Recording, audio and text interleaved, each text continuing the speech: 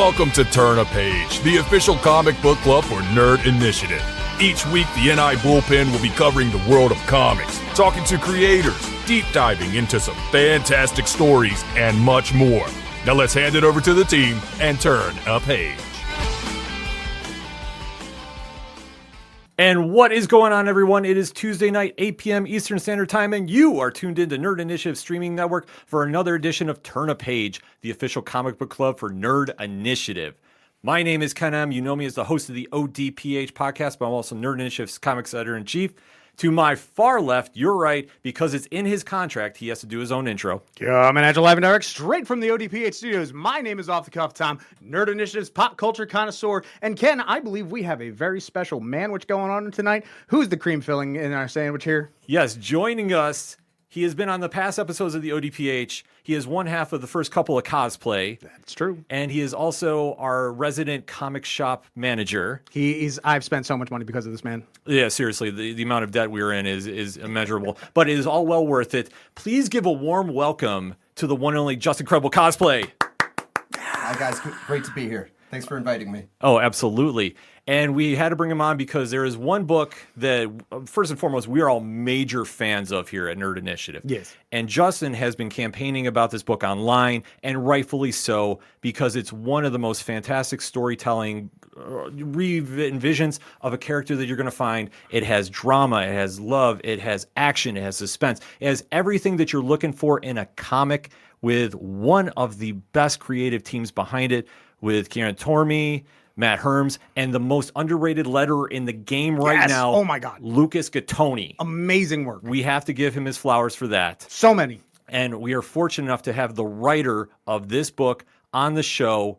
You know his work from such projects as Masters of the Universe Revelations on Netflix, Batman The Long Halloween from WB Animation, Teen Titans Academy, and Flashpoint Beyond from DC Comics, but most importantly, from Alan Scott, the Green Lantern. Please give a warm welcome to the one and only Tim Sheridan. Tim, what is going on? Tim Sheridan! Yeah! Oh my God, I think that sounded real. Hi. Thank you so much for having me on. You guys have been. Thank you so much. Your kindness is overwhelming. Really appreciate it. Oh no, absolutely. I mean, first and foremost, your work speaks for itself. Alan Scott, the Green Lantern, is one of the best comics out, period, right now. And if nobody's checking it out for whatever reason yet, by the end of the show, trust me, you're going to be clamoring down the dates for March 25th when issue 5 comes out, but you're going to be running to the LCS to go get the back issues of this series. And so let's start off. I mean, first, find them. Oh my gosh. Yeah, if you can find them, because Justin actually has a little story behind that. Oh, it's true. All right, well, we'll get we are as of today, I think we only have like 4 issues left on the shelf out of the 4 that have come out. And I mean, like, there's just like issue 2 and 3, and that's it. There are no issue 1s, there are no issue 4s.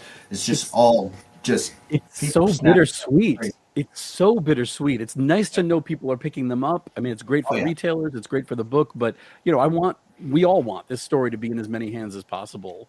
And so, you know, hopefully there's a trade in our future. Oh yeah. Let's put it out in the universe. Let's manifest it. Let's use our will. Let's get it out there. If people keep buying like they've been buying the other ones, then yes. No, I mean, they should be, because honestly, the story speaks for itself. So why don't we get into it? I mean, how did this whole story come about? Well, there's 2 things.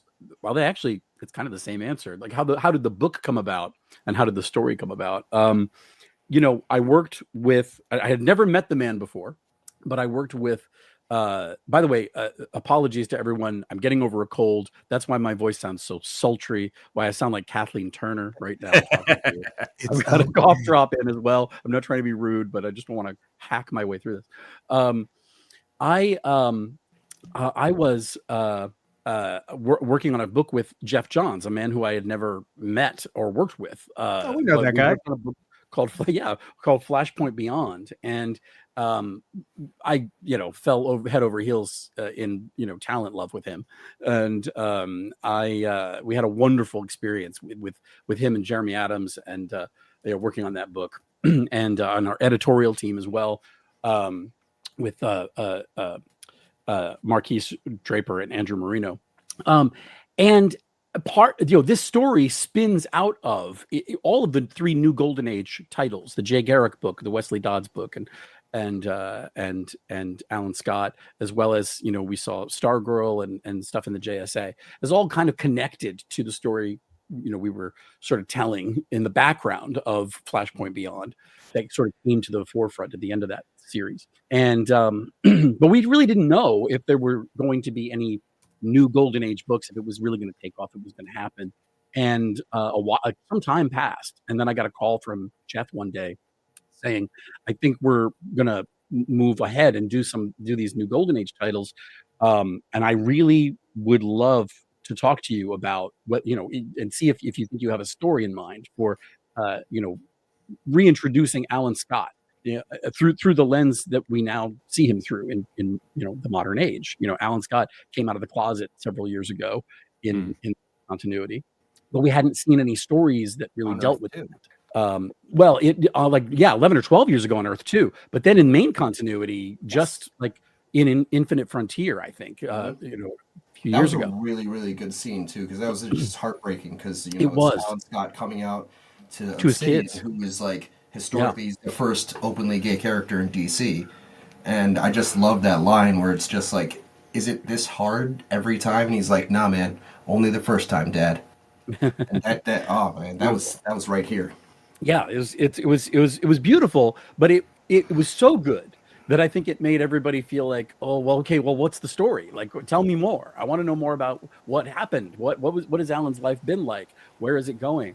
And so that kind of sat for a little while before that call from Jeff, and we started kicking it around, and I said, I wasn't sure at first. I said, I don't know if I really have a story to tell, and I think the more I sat with it, and the more we talked about it, the more started coming, to the forefront in my mind. One of the things that opened up the door in a big way was when Jeff said, what if he had like a classic Golden Age villain that we never met in the comics, the Red Lantern, and we said, oh yeah. What if he's the Red Lantern because he's the Soviet Union's answer to the Green Lantern? And in the way that Alan Scott, the Green Lantern, is disconnected from the Green Lantern Corps, this Red Lantern is disconnected from the Red Lanterns that we know in comics continuity. So once we and then the next thing, and spoilers for folks who haven't picked up the book yet, close your ears now, but and stay away from all socials. But the next thing that I said was, knowing it's Alan Scott and knowing his history, his romantic history in continuity, it would be beautifully tragic if his relationship to this villain, this nemesis, the Red Lantern, was more than that of a hero and a villain, but actually had a romantic history or component to it as well. In the way that perhaps Batman and Catwoman have a history that is greater than just being a hero and a villain, or how, if you want to even call them that. It's so complicated with those two. But once I clicked in on that, I said, okay, I think I kind of know where we're going, and then I got to work on putting together a story that, like I said, reintroduces Alan Scott. We took a look back. We started a little bit before his official origin that we saw in All American Comics number 16, and then kind of touched on those beats a little bit as well, and then have now been rooted in 1941, just after the formation of the Justice Society. So when I came in, I pitched the story out, and then we got to work. So interestingly enough, with reinvigorating the franchise, there's a few things that come along with this, especially with this whole 6-issue run. What was the Bible that you were able to twist a few pages with to add to it? And then also when Jeff and had repitched this, in reply, you're doing this wonderful donation to the Elton John AIDS Foundation. How is it? Was that part of the pitch for you to do this run? Like, there's a little bit of that stuff that I maybe not got the whole memo on. So can you put it in a little post-it note and see what we got? Yeah. So for me, in terms of, I think I understand the first part of your question, but correct me if I've gone off track here. But in terms Perfectly of fine. We're live. in terms of the sort of Bible, the world that I was working with when conceiving of the story, I created a pitch for an outline for the 6 issues, and broke down the story that way, and and by the way, it was 20 pounds of story in a 5-pound sack, and it was I said, there's no way I can possibly do this in 6 issues. And then when I started, they were like, oh, by the way, it's also only 20 pages an issue. I said, what? Whoa. Is only 20 to start? Yeah, it's the difference between 20 pages and 22 pages for a comic book writer. J.M. DeMatteis was just saying this online a couple of days ago. I heard Tom King say the same thing last year at some point. The difference between 20 and 22 is unreal for a comic book writer. People have no idea. So it presents challenges. But so what I was working with, what I came in with was, I said, the glory of what we're doing with the new Golden Age is that we're revisiting these characters at a particular point in continuity and in canon. And though we know an awful lot about Alan Scott, some of it conflicting with some of the stuff we thought we knew over the many, many decades that we've enjoyed him in at DC. In the beginning, it was much more simple. His story was very straightforward and very simple. So my instinct was to stick as close as we could to the Golden Age, to the very early origins of the character, which a lot of readers today are not familiar with, which presented challenges, sort of reintroducing some information that folks are not necessarily up on, in terms of his power set and how weird it is, and how he came to be. Some of the characters you meet in our book are characters from the original origin story that maybe only had a page, or not even a couple of panels. And so we've kind of fleshed them out a little bit and given them more dimension. So for me, that was the major guidepost. Now, having said that, there's a lot that's happened with the character, including the fact that he came out of the closet a few years ago, that you can't ignore. So I as much as I could, I've tried to stay true to as many of the major facets of who this character is, what he's been, what his adventures have been. I'm not I just have no interest in writing anything out of continuity, or redoing something, or writing over something. In a perfect world, it all happened. And the beauty of the magic of the Emerald Flame and Alan's power set, and the fact that he's been around for 80 years or more, is that it affords you the opportunity to explain things away in a very easy way. To say, well, it's magic. There's not really a lot yes, it all happened because magic will allow for that. So as much as possible, I've tried to do that. Now, in terms of your other part of the question, the Elton John AIDS Foundation, that was something that came up. That was not part of the original pitch. It was something that came about when the preview pages for issue 1 dropped, and there were a lot of opportunistic folks online and on social media who used those pages and made up stories and told lies about what the book was going to be about, and to try to get clicks, I think. And there's a whole industry that just works off of that. And unfortunately, the folks who are victimized by that very often are already marginalized groups. And I felt like a lot of the people who this book represents, and who might pick up this book, who feel represented by this book, would see these things and feel like we're just repeating a refrain that we've heard before from people who have a political agenda. And I said, I wanted to get out and make a real statement, to say, buy the heck out of this book, to prove people wrong, to say, hey, there's an audience out there. There are people who want stories like this, and who embrace a story like this, and think it has a place in comics.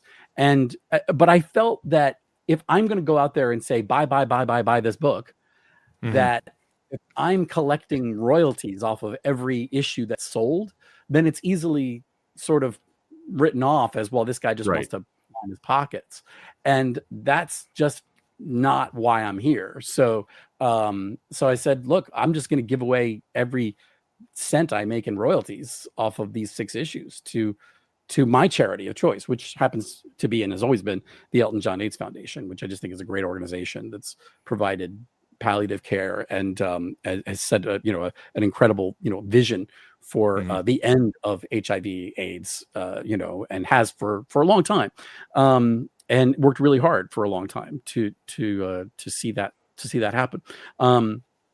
So that was where that came from. It wasn't part of the pitch. I didn't tell DC I was going to make that announcement.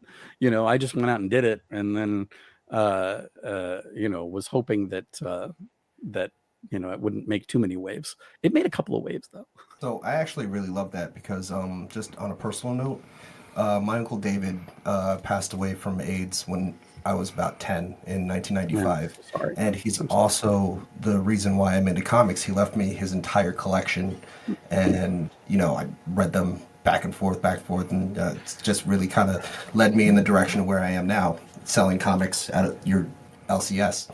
And I guess really my question is, so Alan Scott's roommate at Arkham Asylum, Billy, the drag queen, who unfortunately gets removed from herself, for lack of a better word. I was wondering, was there someone in your life that inspired that both tragic but also very inspirational aspect of the story? Well, first of all, I'm very sorry to hear about your uncle, but what a wonderful legacy to have left in you and that comic book collection, and look where you are today. I'm very happy that you actually told me that story, because it really ties into the answer to your question. I think honestly, I really wish legacy. You had a chance to read it. I'm sorry? Say again? I really, really wish you had a chance to read your story. Oh, yeah. Legacy, well, he lives in you. Legacy is a big part of this book, although we haven't gone into great detail on that yet, and I don't want to spoil anything, but legacy is an important part of it. And the legacy that your uncle left and leaves behind, not just for you, but for people like me. I believe you said he passed away in 1995. That was the year that I came out of the closet. And in a place and a time when it was not safe, really, to do that. Yeah. And I wish I could say that it was better today. And in some places it is, and in some ways it is, but we still have a long way to go. And also, I can't say that Alan Scott in his time wouldn't have had it even worse. But there were certain truths that were passed down from the generations before me to me and to my peers that are present, that are part of this story, that are things that are important for everyone to know. It's not a lesson, it's not a textbook, but I think that stories and storytelling are so important because it's how we connect with each other. And when we feel like we don't understand each other, or we feel like we're very different or alienated from each other, we hear each other's stories. And if we hear things in those stories that we can identify with people that we never thought we would identify with, then a connection is made. And I think everybody gets better and we all get more kind. And the world gets to be a better place, hopefully, because of it. Hopefully that's how this story will leave Alan Scott and his story in a place that gives us hope for the future, even though we're telling the story set in the past. But in terms of specific people that have passed on that legacy, in terms of Billy in particular, Billy, who, by the way, I'm glad you said drag queen, only because it's left completely vague in the book how Billy would identify today. Right. Billy may be a drag queen. Billy may be trans. Billy may be a gay man who's, cross-dressing and experimenting with things. I mean, there are all kinds of different answers to Billy's identity in the story. And I think it's important to, because I don't think it's very important what the details are unless Billy wants to share them with you.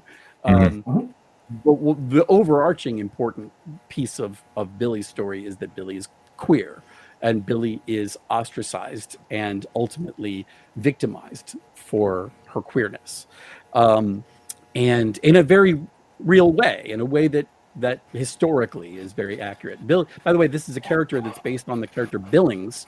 Mr. Billings was in the origin story, who was the one who created the Green Lantern power battery, and Wow. and was an inmate in an insane asylum. And when in the creation of the power battery, the lantern was miraculously cured. We've taken a slightly different spin on that. Obviously, there are people who believe at the end of issue 2 that Billy has been cured because of the process that they've put her through, the trauma that they've put her through. But you know, they're that's where we left off on Billy's story, and there's more, I'm sure, to tell. But specifically, I'm so sorry, long-winded answer. No, by all means. There are several people in my life who influenced how I approached writing the character Billy. Chief among them was someone who, I won't go into too much detail because he's no longer with us, but he really valued his privacy in a way that he was so mad if I went into too much detail. But he was a gay man who grew up. He was a generation before me, and he grew up in a different time, in a different place, and saw a lot of the things that I am trying to communicate and put on the page here, and communicated them to me. And I so this is in some ways a way of passing on the stories that he passed on to me. But he's not the only one. There are several others. There's a person in particular who I never really had much interaction with, who visually looks exactly like Billy, who I used to hang around with in bars in Los Angeles, and I would see her all over town. And it's funny to me that I didn't draw Billy, and Billy is very much Billings from Secret Origins 18 and All American 16. If you compare them, Kian has done a really good job of just sort of updating, but not too much, the character as they've always existed. And but every time it's remarkable, the likeness, and every time I see her in the book, I'm reminded of this very brave person, who I used to hang around with, back in my youth. Anyway, like I said, long-winded answer, but it's the point is, I think that the legacy, hopefully, that you'll see as we get through issue 5 and 6, especially 6, is, legacy is a huge part of this story, and it's a huge part of our life as human beings. Now, I can also speak as a queer person and say that legacy is really important for queer stories and queer people. But I think that's just, you can take out the word queer and insert any sort of adjective there. Any community, I think there is an importance to passing on our stories, to the next generation. And I'm very grateful that DC has given me an opportunity to do that. Yeah, I mean, I think DC has been, great about this too, because especially like it almost seems like it's almost a creator-owned book. I mean, just with the freedom that you've been allowed to do it. I mean, going to the editors with your pitch about this and then just putting it to paper. I mean, how's the conversation's been about that? Well, look. Here's the thing. The only creator-owned books are creator-owned books. I mean, the only books with the kind of just the kind of total freedom that you have in, anybody will tell you in comics, are going to be creator owned. But it's not that DC has put any shackles on me. In fact, quite the opposite. They've been incredibly supportive and and excited, and they dove in to this story head first. Andrew Marino has been a champion from day one, in editorial, and it's been a pretty remarkable experience in that respect. I chalk some of it up to when we first started. This was part of the New Golden Age initiative that Jeff Johns was overseeing, and he's since left DC and started his company, and but there was coming out of Flashpoint Beyond and going into this and having sort of Jeff in the background in the beginning, I think helped sort of lend some a little bit of legitimacy to feel like, okay, let's just let Tim cook, and that was, and I know that Jeff was very supportive in that way in the beginning, so I'm very grateful to him for that. But I would say that in terms of and I wouldn't even say it's like restrictions, but in terms of guardrails that are up for me and have been in terms of writing this, it's more about the fans. When you have a character that has such a history and so many layers of canon, and sometimes conflicting layers of canon, there are fans who, and this is something I really learned on Masters of the Universe with Kevin Smith. When you have a property like this and a character like this that's been around for so long, fans have a lot of headcanon to try to make things make sense, stuff that doesn't make sense on the page, but you try to make sense out of it and tell the story to yourself in a way that you can make sense out of it. And there's no way that a creator can come in and reach into your head and pull out your particular headcanon and give it back to you exactly as you've envisioned it. So we do our best, and we try to. Sometimes we write from our own headcanon, patchwork quilt that we've put together. But it still gives you, knowing those things gives you a sense of what's important. What is important to fans about the character are the things that are important about the character. Otherwise, we're shouting into empty rooms, I think. And so, listening to fans and the stuff that they've been most concerned about. I got to tell you, there have been so many people who I see on the internet who either rush to judgment about Alan Scott, or did when he first came out of the closet, about what this meant for Jade and Obsidian, and and a lot of people have come to the conclusion that Jade and Obsidian can't possibly exist if Alan Scott was gay, and I felt like it's important. He came out to them. Yeah, it's right there. I try to remind people, he came out to them. They exist. They're here. But he, but look, it's not a mean-spirited question. There's a lot of people who just don't understand.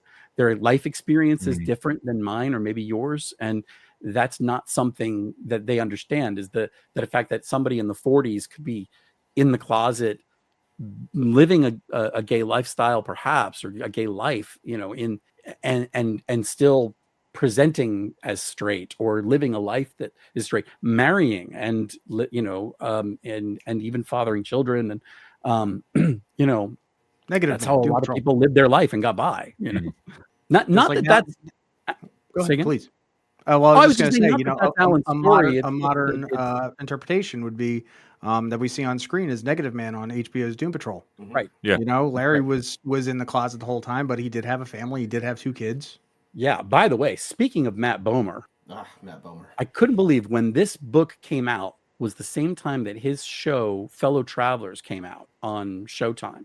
And it's so similar thematically in terms of a closeted gay man with a certain level of power, in this case, it was in the government, engaging in an illicit love affair with another man. And that's what that story is. And I just was blown away by that. I had to stop watching it because I didn't want to be influenced by how great it was. But I've gone back since I finished the book and watched the show. Say again? I didn't want to steal any ideas from them. Well, really, there was another, my comic book guy suggested a book called Parallel by Matthias Lehmann. I'm probably slaughtering his name, and I apologize, but it's an original graphic novel that is also has a similar. It's even like in the 1930s or 40s, and has a similar sort of theme to it. And I picked up a copy of it, and I started reading a couple pages. I said, I have to put it down because I'm not done writing Alan Scott yet. And I don't want to be influenced by these amazing stories, But there's so much.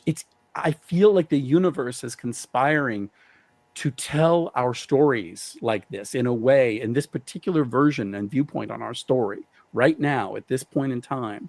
And it feels like we're in the middle of the tempest right now.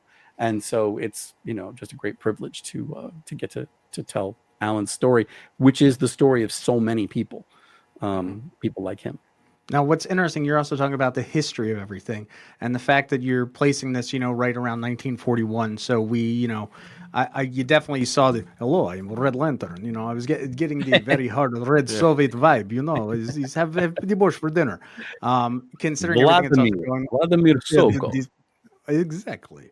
What was that like for you writing these characters, especially considering today's climate, especially with what's going on in Eastern Europe? Like, was there any trepidations about that? No, it's interesting that the climate for early 1941, from my viewpoint, is not all that different from the climate today in terms of the United States and the Soviet Union versus today, the United States and Russia. Although I would say even in 1941, we were more, I think there was a little bit more, there was less trepidation in the early 1940s. It was post World War II. And I think when the Red Scare really, happened, and when all of the anti-communist fervor was whipped up in this country. But I think there was a little bit less like you do. There was a little bit more, I think, you do your thing, we'll do our thing back then. Somewhat today, it's been a little bit of that until the Ukraine invasion. I think that it's been a little bit you do your thing, we'll do our thing. So it's not a totally dissimilar feeling, I think, between the two nations today versus then. So in some ways, that's very liberating. But whenever you're writing anything with historical context, it's very important to me to try to get as much right as we can get right, not just in terms of the details and the minutia of the costumes and the setting and but the attitudes and the feelings of the time.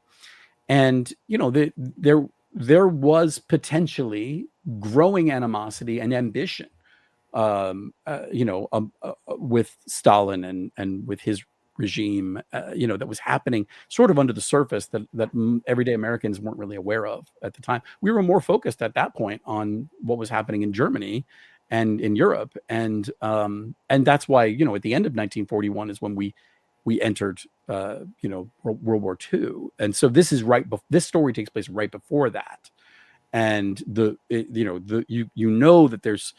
there are great geopolitical, and you'll see this in issue 5. There are great geopolitical doings a transpiring, for lack of a better term. There are things happening in the world, and those things are coming to our shore, and it is becoming undeniable that America is going to have to get involved in some way, and not just America, but our greatest heroes, the JSA. And so look forward to that in issue 5. And that will continue into issue 6. And in many ways setting the stage for, I think, what really happened historically, not just in the world, but in the canon of DC, where we saw the JSA go to war. Yeah, because that's such an impactful moment too. Because when the JSA kicks everything off, and we have seen a lot of the JSA members come through here, especially the early stages of Jay Garrick and the Spectre too. When you were kind of going in the stories, were you picking and choosing who you wanted to bring in for this, and how has that impacted Alan's story? A little bit. Like I said, nobody put any restrictions on me or asked me for anything. There was originally, I think the part of the Spectre originally in issue 3, which I think was actually in issue 2 in the early, would have been in issue 2 in the earliest version of the story. Those 2 extra pages, you had to push it back. Yeah, right. No, we actually made some big changes to issue 1, which were necessary, that came as a suggestion from Andrew and Marquise in editorial, and they were great suggestions. And it was about cutting back to 1941. There was a lot that took place in 1936 in that issue, and originally it was conceived to take place in 1936. And they were like, well, we really need to get the 1941 story started in issue 1, so let's sort of find ways to jumpstart that and put that in. And I think that was right. And so it ended up sort of, that's good editing, by the way. But that's what led to sort of issue 3 becoming the issue with the Spectre and the investigation into the murders. Originally, that was going to be Jay Garrick, who was accompanying Alan on that investigation. But as I got into it, and as I got into writing the story, the idea of resurrection became a big part of the story. And if I've given a new shine to anything in Alan Scott's origin story, and like I said, I'm not here to change and upend anything, but if I put a new spin on anything, it is this, and it is that Alan died in the train wreck that took the life of Jimmy Henton and everyone else on board that train, that right before he was endowed with the powers of the Green Lantern. The Emerald Flame resurrected him, in the same way that the Crimson Flame resurrected, Johnny Ladd, aka Vladimir Sokov. And so once resurrection kind of came into the equation for me, I thought that the Spectre would be a really good messenger, a really good deliverer of the message to Alan. Not only then as somebody who can identify with being someone who lived a life, lost his life, and is back to do something else, but also as sort of, as God's hand of vengeance.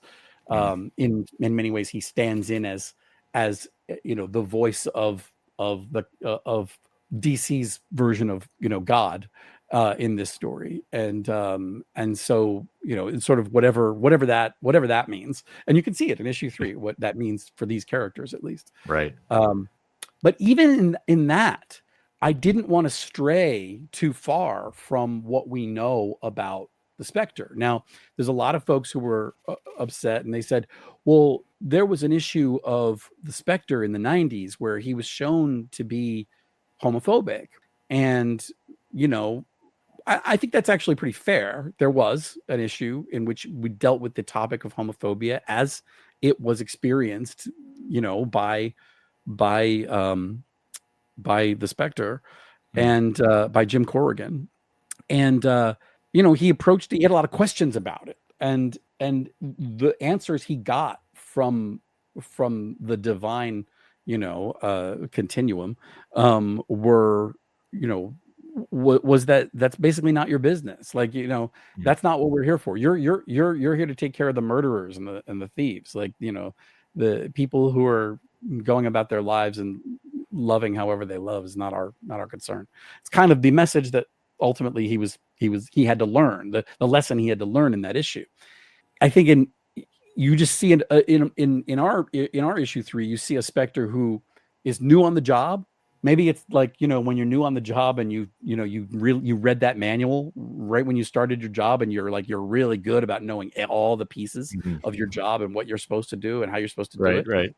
He's pretty solid about that message. In 50 years' time, in the 90s, he will have lost sight of that, perhaps. Going through various crises and what have you, things might be a little bit different, and that maybe that explains the Ostrander issue, in which he is trying to figure that out again. But it's still part of the original message of the Ostrander book, I believe. So we're true to the spirit of the whole thing. And if you're going to be true to anything with the Spectre, it should be the spirit. What's funny is every time I read Spectre, do you know who I hear in my head? Alan Rickman from Dogma. Yeah. I just think he just comes off that perfectly dry to do that character. Yeah. So that's just me in my head.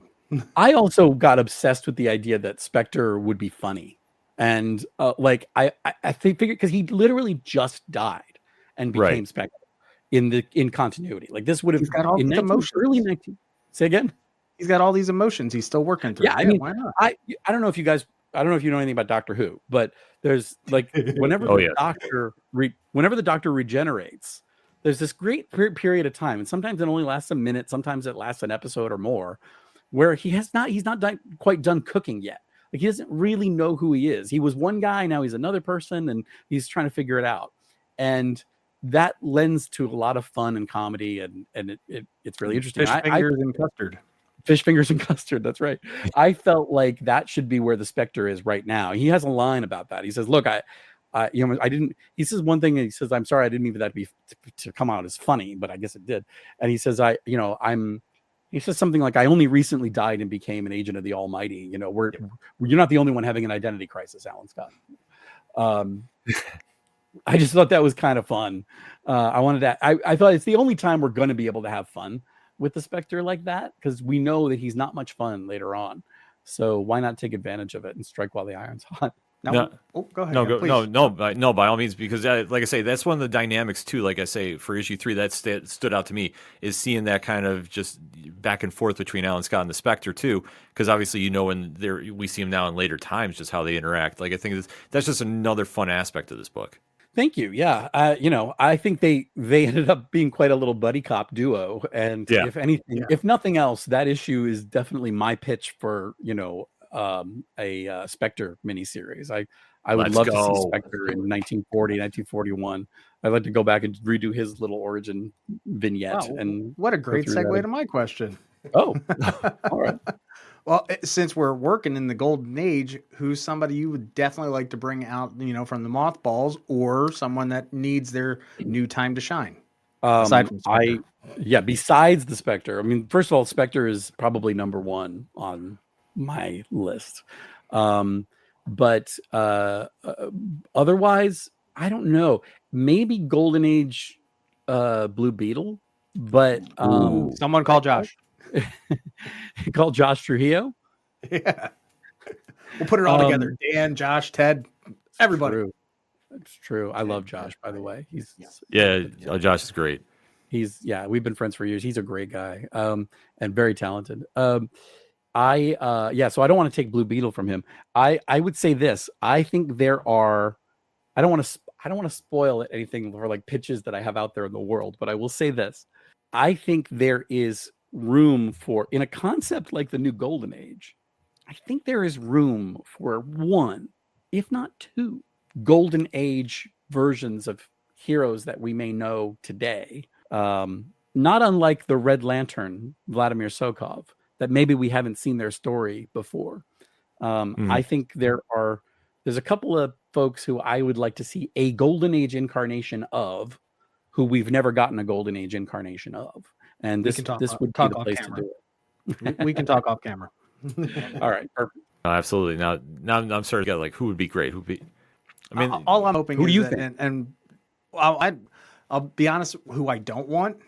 All right, because I think that where they stand is one thing, and I don't think that backdating these types of characters, because once I saw Red Lantern, I'm like, oh, okay.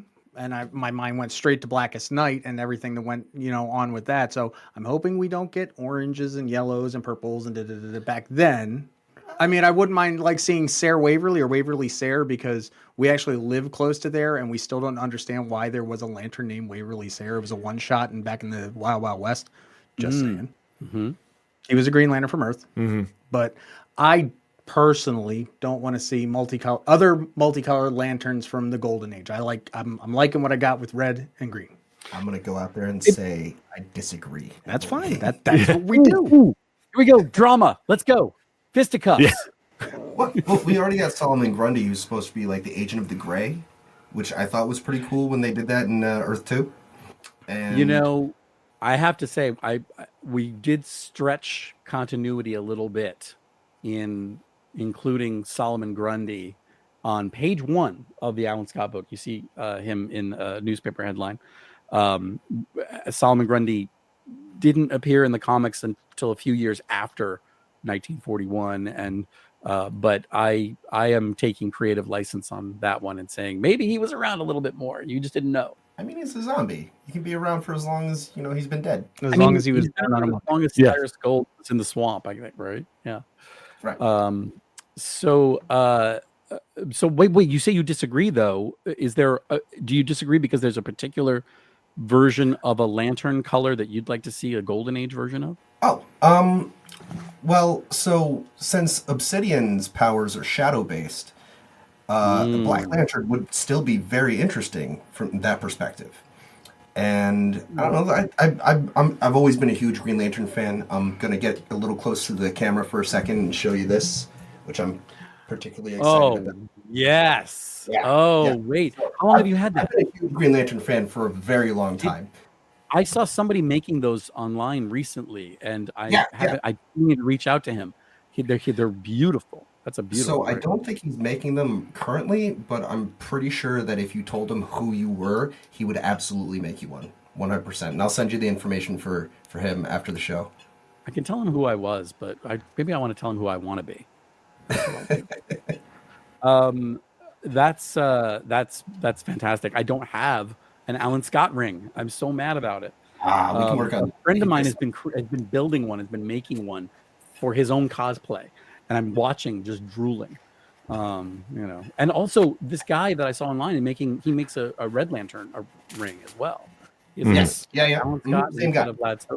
You can actually do it in any color you want. It's just those were the two big ones because obviously the Green Lantern, huge, and then when you announced or when it was announced that there would be a Red Lantern in was it? But Frontier? Tom, I have to say it's.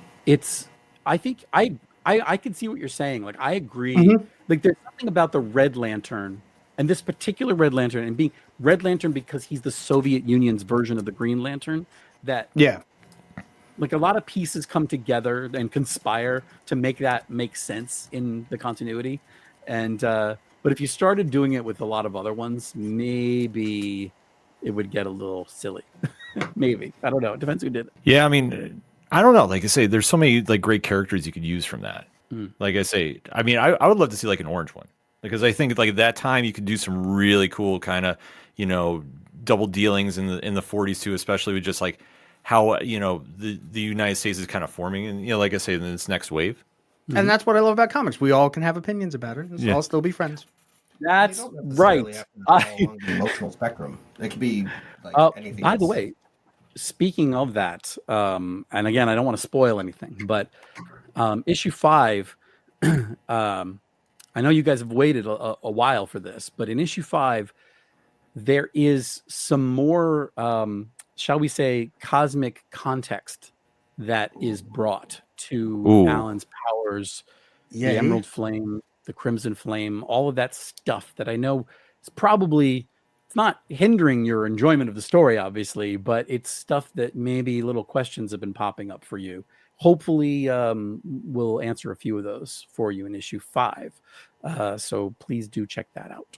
Now, with all the issues that have been coming out, and you've had all these phenomenal covers that have been coming, and our guy in the chair has put up so many of them. David Tulaski with those A covers. Like, Yes. How Oh, beautiful. God. How beautiful are these covers? Fantastic. And I by the way, personally love the back toy covers are covers. incredible, or the variant covers are incredible too. But those Tulaski covers blow me away. Issue 1, I mean, it's reintroducing the character to the world. That's Nick Robles. I mean, these are to me instant classic covers. They're absolutely beautiful. Travis Moore, it's incredible. Yeah, look at that. That issue 2 cover knocked me out because it's not always the case that the cover gives you. It's not always the case that you can judge a book by its cover, right? You look at that cover for issue 2, the A cover from Tulaski, and it tells you what this issue. It tells you. It gives you the sense of what you're going to feel in this issue. It doesn't tell you a ton about the story in terms of the plot, but it tells you an awful lot about how you're going to feel, if you really open yourself up to that story, which is incredible. And it's an embarrassment of riches for a writer to see these covers come in. I just can't believe how beautiful they are. Now, when it comes to that, when you were writing the scripts and all this beautiful art that keeps coming up, what is it Well, for you that, did you really have to, put a side on there that says scene in the library, this, that, and the other thing? Or did you just let your guys go and see what they were able to bring out and then you tweaked it from there? yeah, some writers, I guess, do it differently. I come from the world of animation. That's where I started my career. And I'm accustomed to writing a blueprint for the movie in my head. So the movie that's in my head, I will try on the page to describe to you in as much detail as I can without bogging it down, the important details or some of the interesting flourishes that I've seen in my head that will help inspire you, the artist, to bring this thing to life and realize it in a whole new way. And what I always I told this to Kian, I tell this to Kian at the beginning of every issue as we're working, I put it in the script or I'll tell him, I'll text him. And I say this to every artist I ever work with is you can throw all the description that I've put in there out the door.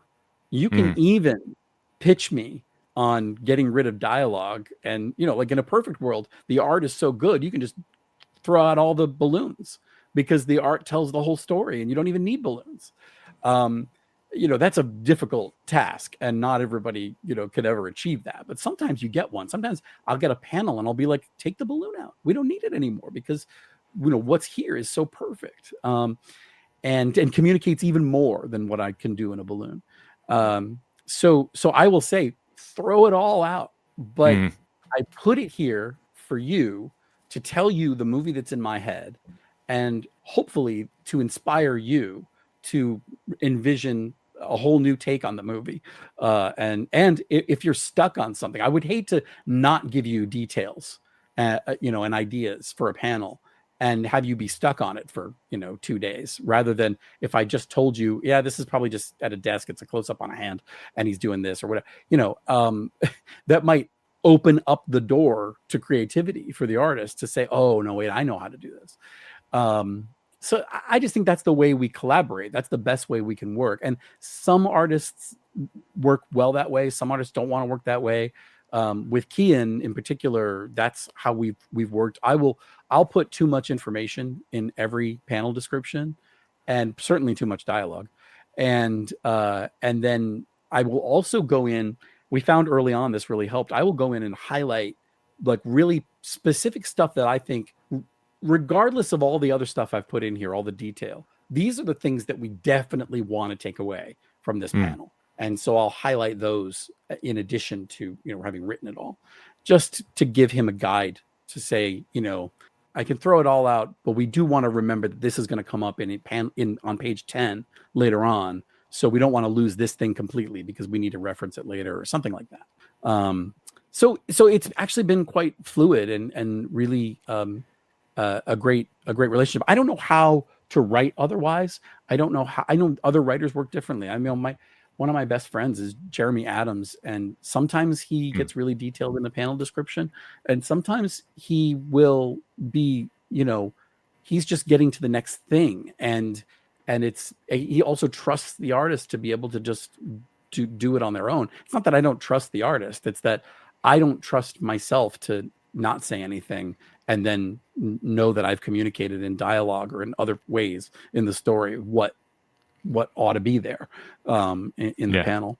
So I, that's the way I write. I think there's a lot of people who write like that. We put the blueprint together. If I could, I offer this to artists too when I work with them, which is the way Alan Burnett is a legendary writer and producer from animation, who's one of my mentors. And he you know him from Batman the Animated Series, and he's been writing with Paul Dini, Adventures Continue comics that have been very popular. Alan, when I first embarked on writing comics, I asked for his advice, and he said, try to keep it to 5 panels a page, which everybody says, and that's great advice. And he said, also, if you find you're uncomfortable, just write it like a teleplay, write it like a screenplay, write it the way you would write a TV episode, and deliver that, and the artist will then interpret that in a way that they will break out panels and pages and figure out how to make it work. That's a big ask for an artist, Right. to say, here's a format you're not accustomed to working in, translate it. So I've never done that, but I've always offered it to every artist to say, look, if you would feel, I don't know if you've ever worked that way, or if you would feel that that's something you want to try. I certainly feel more comfortable writing in a screenplay format than I do writing in the comic book format that I use, which is an adapted version of the way Jeff Johns writes a comic script, which is random because I before I ever met Jeff, I was given a sample of a script that he had written for Shazam, and I used that as my sort of baseline and have tweaked it a little bit, but not much. I mostly write the way Jeff writes. By the way, I gave the same script to Jeremy Adams when he started on Flash, and the Jeff script. And so to the both of us were writing very much in the style that Jeff writes in. So then when we started working on Flashpoint Beyond, I've never asked Jeff, but I can only imagine that whenever we would turn in pages, and share them with each other, when he would get pages from us, it must have been very easy for him to read because it was in his style, Right. the way he would put the page together. Because some people just don't do that. But anyway, I always offer it. No artist has yet taken me up on, write a screenplay and I'll translate it into comic book pages. Someday, maybe. Oh yeah, you got to put that karma out there, because definitely, like I say, this story is just prime example. Like, you got to be doing that, and obviously with this story too, I know it's only scheduled to go 6 issues. Can we expect maybe another Alan Scott story down the road? I don't know. Excuse me. I told you it was coming. Knock on wood. Knock on wood. Yeah, I don't know. Knock on wood. No wood. Knock on wood. Bad. Listen, speaking of, you'll notice there's been precious little discussion of Alan Scott's weakness to his ring's weakness to wood. We have. What's that? We have. You've noticed? Here's the thing. That's, speaking of future stories for Alan Scott, that is it's a very interesting, I'm sure there's a really interesting story to be told. And there have been interesting versions of why that is, why that weakness exists for him. For me, in 6 issues and 20 pages an issue, to tell that part of his story, I felt was stopping us dead. It was stopping the story dead, to do a thing that was ultimately maybe just going to come off as sort of Easter eggy or fan servicey. And I made a decision at a certain point to, if it came up organically, then we would include something in the story about that. But otherwise, I wasn't going to hold myself to having to explain that or talk about the wood weakness, the wood impurity, I guess. So if I could interject real quick, I have a so obviously comic book guy. I talk about comics all day long. We theorize, we come up with like crazy, ideas on how things should work. And I always had this thought about why wood specifically, and it's both simple and kind of complex at the same time. But if you think about it, so Alan's, he's set in the 40s, right? And he's fighting against like mostly gangsters, mobsters, stuff like that. And the weapons they usually have are like guns or chains or lead pipes or baseball bats, right? Mm-hmm. So, they come at him with the gun, bullets bounce off him. They come at him with the chain, does nothing. They come at him with the lead pipe, does nothing. They hit him with the baseball bat. Oh my God, it took him out. Mm-hmm. But there's also a lot of talk about how the emerald flame is the flame of life, right? And of those objects, the baseball bat is the only organic object. So it's the only thing that's ever been alive. So in my mind, it's not necessarily anymore. It isn't anymore. But even then, a dead piece of wood still has life within it with the bacteria and the things that are like living inside of it, etc. And it was always in my mind that Alan's ring just can't affect living things like that. Like anytime he uses the ring to burn or create fire, it never necessarily burns anyone. And anytime I see him kill someone in the Golden Age, it's always they fall off of a building or a Ferris wheel or something. They never get killed by the ring itself. They get killed by the environment around them, the circumstances. Again, it's very interesting. You tell me you haven't read issue 5 yet, but there I swear I haven't given it to lot of anybody. Green Lantern. I've read a lot of Green Lantern. well, there's a couple of things in issue 5 that might help point you, in a similar direction, and Okay. you All might, right. that might you might consider line up with your views on that. I like that. But all in all, by the way, the other thing was, look, everybody's gonna, once Alan Scott came out of the closet, everybody has been making jokes about his weakness to wood, and we all knew that was ha ha ha, funny. Everybody made the joke. The joke is played out. It's played out. Yeah. It was funny. Even I laughed. I probably made the joke in the beginning too. I've had weak moments like that, but I just it's just not worth getting into all of that in this book for me. There are bigger fish to fry at this point, but that's not to say if we've written it out. It's not that it's not part of his story. It is very much, in my mind, part of his story. But Alan is figuring out his powers in this book. He doesn't know. He doesn't have a guide. He doesn't have guardians. He doesn't have anyone teaching him or telling him, what this is. He hasn't yet. The closest thing he has now is Vladimir. Say again? He and Hal Jordan have that in common. Right. The closest thing he has now, I mean, although Hal gets, eventually he gets trained. Yeah. But there is nobody to train Alan Scott. So he's getting some information from Vladimir. And he's going to get some more information as well in issue 5. But he's still figuring it all out.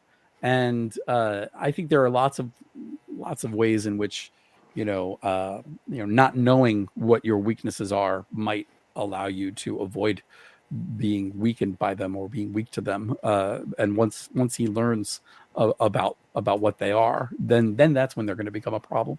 But that's for another story for another day, which, by the way, just bring it all the way back around, was ultimately, I think, where this question started, which is future stories and incarnations for this version of Alan Scott and this character. And, and I say this version, but I mean, this is the version in 1941. This is the Alan Scott of the main continuity. It's just, we're seeing him as a young man. And I think what I want to do is leave the toys in a place when I'm done playing with them, where somebody else can come in and pick them up and tell some of these stories and tell more of these stories. I certainly have other stories I'd like to tell. But there's a lot of other folks too, who you should have their voices, added into that chorus. And, so I hope that there will be more. I really do. I hope that this book has, look, Alan Scott didn't have a title for like almost 75 years. Yeah. Until this story. And and the fact that that I go into my local comic shop, I can't find a copy of issues 1, 2, 3, or 4. That's the story, at least all over my town, and it's probably the story in a lot of towns, because people have responded to it. They've picked it up, and it means the world to all of us who've worked really hard on this story. But it also is an indicator that maybe there's life in these golden age heroes yet. Maybe there'll be more stories in the future. Let's hope. This whole series has been such an incredible read, from honestly issue 1 to now, and what's coming out in issue 5, dropping at the comic shops on March 25th. We can't stress that enough. And honestly, if you have not picked up this series, by the time you're done watching this on YouTube or in podcast form, make sure you run out to your comic shop, see if you can get some copies, because they are selling like hotcakes. You don't want to miss out on what's going on with this, because this is truly one story that just stands out from everything else on the shelf right now. If you like action, you like adventure, you like romance, drama, there's a QR code above Tom right now that's comicshoplocator.com. So there's no excuse for you not to go. Click that, find out where your comic shop is, run down there and demand that they have this series in stock, and literally buy as many copies as you can, because this is something truly special and is well worth the addition to your collection. Tim, I know we're running up. Go there on March 26th though. Don't go on Monday. Go on Tuesday the 26th. That's when it'll be out. We're so excited we won it now, damn it. Yeah, listen, I go camping before. I want it out there now too, but I won't. I don't want people showing up on the 25th being disappointed. Yes. Well, see, I get so excited. I just got to pregame it out for the night before, like to make sure the alarm is set for the 26th. And obviously go out and go get as many copies as you can. Tim, thank you so much for taking the time out to talk with us. We have the links for you and the Elton John's AIDS Foundation in the liner notes of this YouTube show, and it will be in the podcast form as well. That's great. Thank you so much. This has been a great conversation. And again, thank you so much for everything, for your kindness. It's been incredible. Oh, absolutely. Thank you so much. For Tom and Justin, thank you guys for coming on the show. My name is Ken M, and we're going to end this like we always do. When you're at the comic shop and you have a great issue in your hand, such as Alan Scott, the Green Lantern, and you see somebody struggling to find something, hand yours off to them. Tell them to turn a page. We'll see you next time.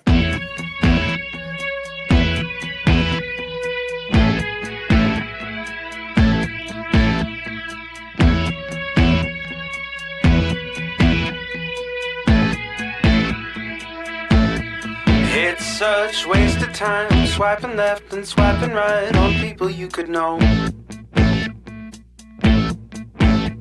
'Cause anyone who's worth a damn would be worth way more than a picture could ever show. You could find the right light, find the right angle, and never find your soul. And it can feel like a losing battle, and this plot is full of holes. This modern way of finding love just makes me feel so alone. And I can't be the only one sick of staring at my phone. So look up, talk to me, a better way to spend our energy. Just look up, talk to me. We don't have to float alone on the open sea. Don't know that I believe in the old time fable. Everyone has just one true love. All I know is you're across this table, and you're all I'm thinking of. So look up, talk to me, a better way to spend our energy. Just look up, talk to me. We don't have to float alone on the open sea.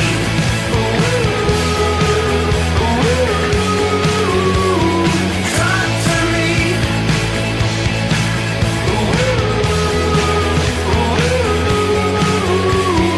Talk to me.